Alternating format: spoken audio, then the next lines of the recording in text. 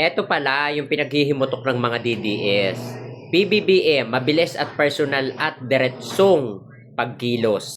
Araw-araw na sakripisyo ng commuters. Logistic app, economy app, daily life app. Modernong engineer, bagong Pilipinas mindset.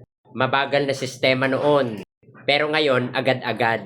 Imagine niyo ha, napakatagal na ng project na yan. At sa panahon ni PBBM, natapos. Kasi minadali. Sayang ang oras, sayang ang araw. Kumbaga sa bagong Pilipinas, time is gold. Sa pagbubukas ng tulay, ang dating halos 2 oras na biyahe ay magiging 25 minuto na lamang. Malaking ginhawa ito sa commuter at malinaw na epekto ng maayos na pamumuno ni PBBM. So ayan mga DDS, may sinabi ba si PBBM na kanya yan? Inangkin ba ni PBBM? Di ba hindi naman?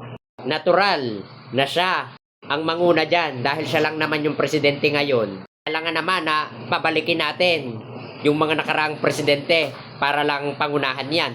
Ang punto dito ng bagong administrasyon at ng bagong Pilipinas sa pamumuno ni PBBM, ang point dito, hindi na nakaw, hindi na kurap, na ipatapos, na ipaayos, at ngayon ay papakinabangan na. At minamasama nyo pa yon? Grabe kayong mga DDS, no? Alam namin na ang utak nyo ay nasa talampakan. At alam na namin na kayo ay bobo at tanga. Kaya wag nyo nang panindigan at wag nyo nang i-flex. So ayun, bati-bati tayo, walang away-away. Ngiyaw.